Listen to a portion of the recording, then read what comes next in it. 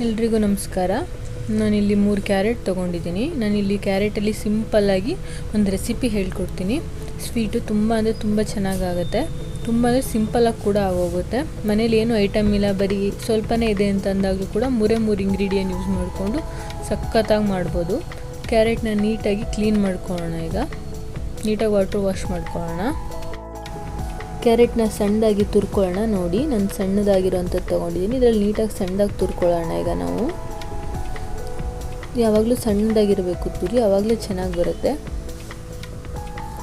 ಇಲ್ಲ ಅಂತಂದರೆ ನೀವು ಮಿಕ್ಸಿ ಕೂಡ ಮಾಡ್ಕೊಬೋದು. ಒಂದು ಸ್ವಲ್ಪನೂ ನೀರು ಹಾಕೋಬೇಡಿ, ಹಾಗೆ ಮಿಕ್ಸಿ ಮಾಡ್ಕೊಳ್ಳಿ. ನಾನು ಹಾಗೆ ತುರ್ಕೊತಾ ಇದ್ದೀನಿ.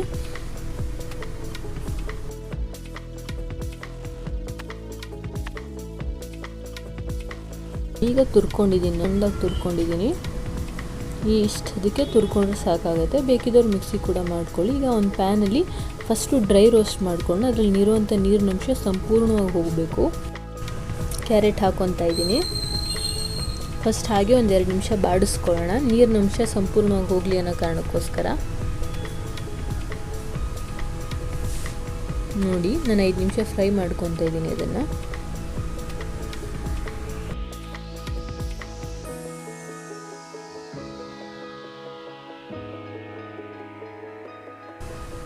ನೋಡಿ, ಈಗ ಆಗಿದೆ.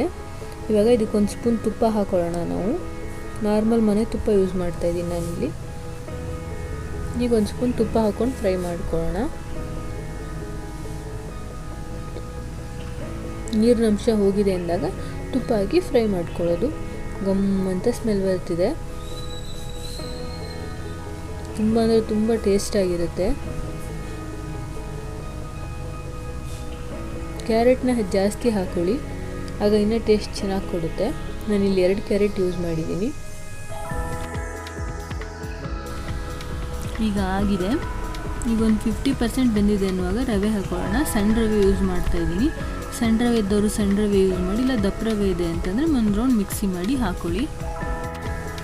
ನಾನು ರವೆ ಹುರಿಬೇಕಾದ್ರೆ ಇನ್ನೂ ಒಂದು ಸ್ಪೂನ್ ತುಪ್ಪ ಹಾಕೋತಾಯಿದ್ದೀನಿ, ಸಾಫ್ಟಾಗಿ ಆಗಲಿ ಅನ್ನೋ ಕಾರಣಕ್ಕೆ. ಇನ್ನೊಂದು ರೌಂಡ್ ಹುರ್ಕೊಳ್ಳೋಣ. ನೀಟಾಗಿ ಫ್ರೈ ಮಾಡ್ಕೊಳ್ಳೋಣ. ಒಂದು 5 ನಿಮಿಷ ರವೆ ಫ್ರೈ ಮಾಡ್ಕೊಂಡಿದ್ದೀನಿ.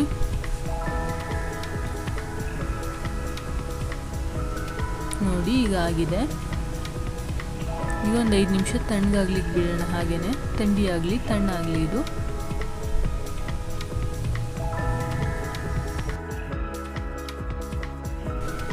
ಈಗ ತಣ್ಣಗಾಗಿದೆ. ನಾವು ಇದನ್ನೊಂದು ರೌಂಡ್ ಮಿಕ್ಸಿ ಮಾಡ್ಕೊಳ್ಳೋಣ. ಮಿಕ್ಸಿ ಮಾಡಿಕೊಂಡ್ರೆ ಫುಲ್ ಸಾಫ್ಟಾಗಿ ಆಗುತ್ತೆ ಅನ್ನೋ ಕಾರಣಕ್ಕೋಸ್ಕರ ನಾನೀಗ ಒಂದು ರೌಂಡ್ ಮಿಕ್ಸಿ ಮಾಡ್ಕೊತಾ ಇದ್ದೀನಿ. ಇದನ್ನು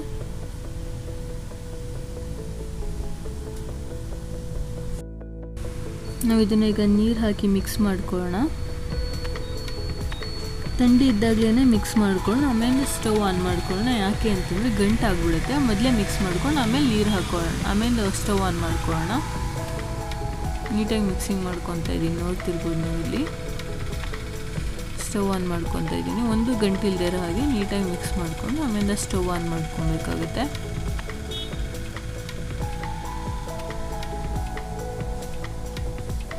ನೋಡಿ, ಈಗ ಆಗಿದೆ.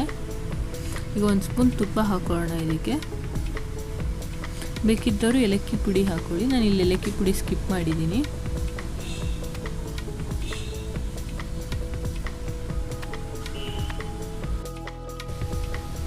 ನೀಟಾಗಿ ಈ ಥರ ಮಿಕ್ಸ್ ಮಾಡ್ಕೊಬೇಕಾಗುತ್ತೆ. ನೋಡಿ, ತಳ ಬಿಡ್ತಿದೆ. ಈ ಥರ ತಳ ಬಿಡಬೇಕು. ಆ ಥರ ನೀಟಾಗಿ ಮಿಕ್ಸ್ ಮಾಡ್ಕೊಳ್ಳಿ. ಇವಾಗ ಶುಗರ್ ಹಾಕ್ಕೊತಾ ಇದ್ದೀನಿ, ಸಕ್ಕರೆ ಹಾಕ್ಕೊತಾ ಇದ್ದೀನಿ. ಸಕ್ಕರೆ ಬೇಕಿದ್ದವ್ರು ಸಕ್ಕರೆ, ಇಲ್ಲ ಬೆಲ್ಲ ಬೇಕಿದ್ದವ್ರು ಬೆಲ್ಲದ ಪೌಡ್ರು ಕೂಡ ಹಾಕ್ಕೊಬೋದು. ಈಗ ನೀಟಾಗಿ ಒಂದು ಸಲ ಮಿಕ್ಸಿಂಗ್ ಮಾಡ್ಕೊಂಬಿಡೋಣ. ನೋಡಿ, ಸಾಫ್ಟಾಗಿ ಆಗ್ತಿದೆ.